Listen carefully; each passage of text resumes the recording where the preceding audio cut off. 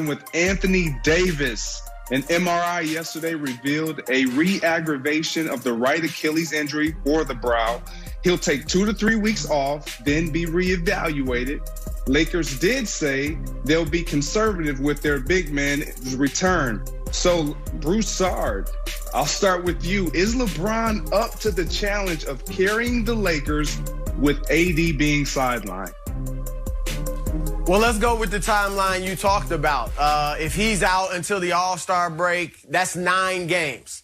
The schedule's not too tough. I mean, they do have Brooklyn, they do have Utah, Portland, Phoenix, but it's not an unmanageable schedule. And remember, they're 4-1 right now without AD. So if you're asking me, can LeBron keep them from falling from the 2nd seed where they are right now in the West to the 5th or 6th seed? Sure. I have no doubt that LeBron can carry that load. And I don't think he's going to have to go 40 minutes a night. I wouldn't do that. If I'm the Lakers, I'd keep him around 36 to 34 minutes a night. I wouldn't overburden LeBron during this stretch. But if you're asking me, can the Lakers win the title or even get to the finals without a healthy AD who is at the top of his game? I would say no way. That is too much to ask of LeBron James. Even as LeBron has been punching out Father Time every year, I don't see him being able to carry this Lakers team without another superstar. Not AD playing like a star, but AD playing like another superstar. I would take the Clippers over the Lakers in this scenario. Utah, I'm still not sold on as far as the playoffs. But I would take Brooklyn over the Lakers in that scenario, and maybe even Philly if AD can't be himself. So LeBron can, hold down the fort for a few weeks while AD's gone, but he's going to need AD to be at his absolute best for them to win the championship.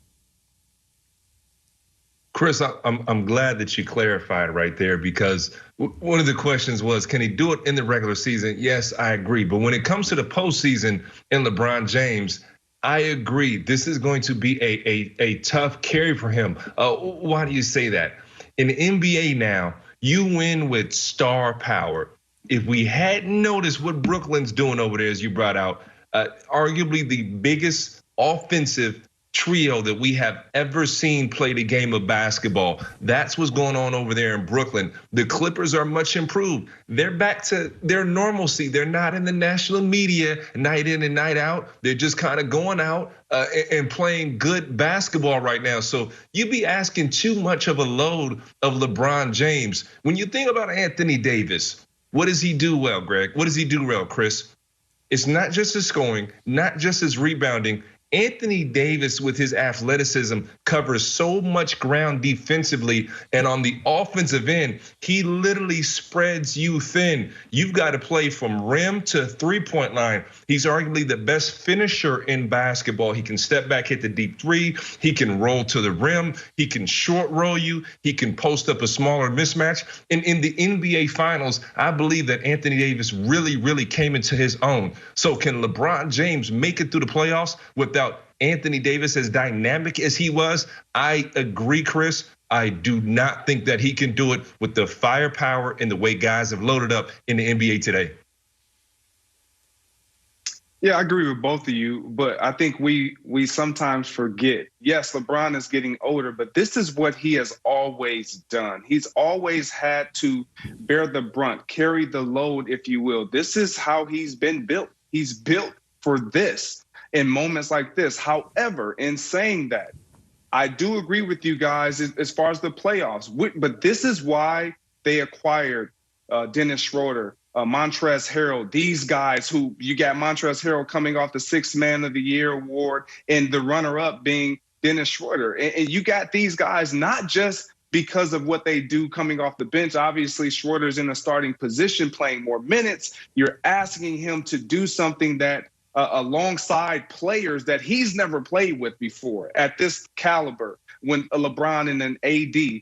But these guys are here configured on this roster to step up in cases just like this. So for the regular season, it's not even so much about LeBron carrying the load. It's can he make sure that these guys step up to the playing ability that is needed for them to not slip in this stat running race when you look at the NBA statistics and standings. So I'm not concerned about LeBron. LeBron, at his age, guys like LeBron and Tom Brady and these type of caliber players, elite mindset players, they always find a way to get it done. So I truly believe in LeBron, but it's more about his leadership and what can he do to provide the guys around him to play at a higher level. That's what's most important. That's what's going to help him carry this load, not about the amount of minutes that he puts in or has to play or the amount of points that he has to score. It's not just solely about those things. And Ryan, to your point about Anthony Davis and what he brings, it's the defensive mentality. When we talked about this team earlier in the season and they were slipping defensively, who was that catalyst to get them back on track? It was Anthony Davis. And so, yes, offensively, and his numbers are down, but AD, but when you look at his numbers, they're down a little bit this year, but defensively is where he is the guy that makes this thing work for this Lakers team. Here's another thing about this little stretch run without AD. This could solidify LeBron as the true front runner for the MVP race. I have him number one on my ballot right now. I know it's early. I've got him slightly ahead of Joel Embiid, who's been missing a lot of games, or at least 6 games of the 27, 28 that Philly's played.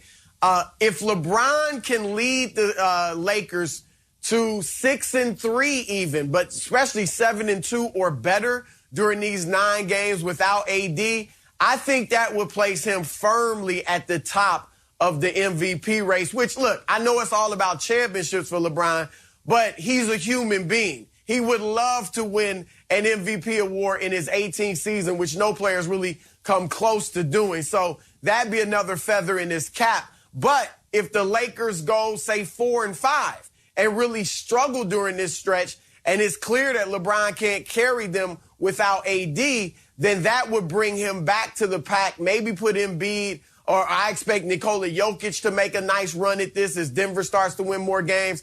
So I think that would bring LeBron back to the pack and could hurt his chances of winning his 5th MVP award. Ryan? See, Chris, I agree, but I see an even bigger urgency right now. If I'm Rob Pelinka in that Lakers front office, what do you have to do?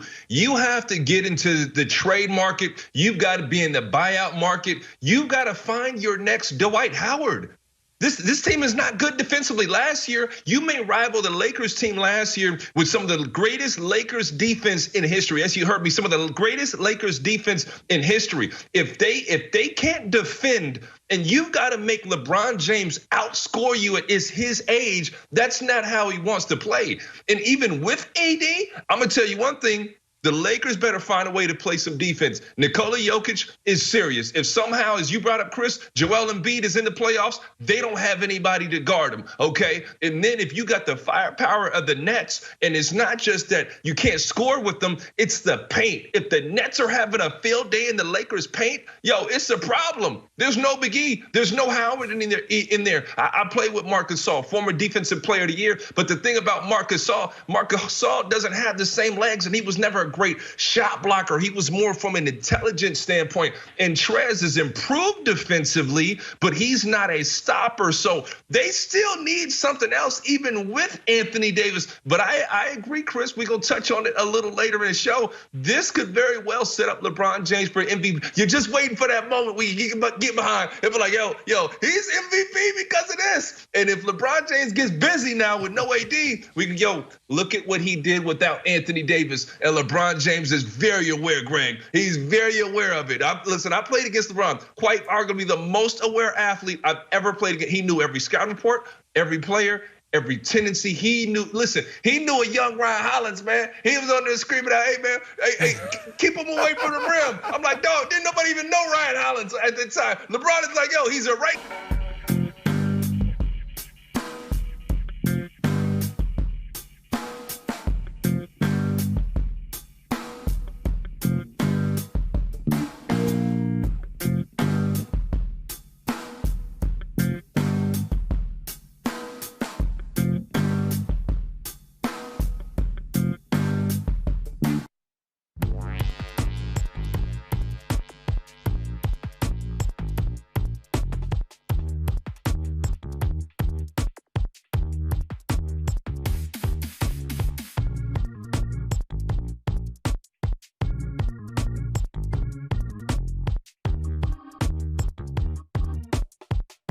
spreads you thin. You've got to play from rim to 3-point line. He's arguably the best finisher in basketball.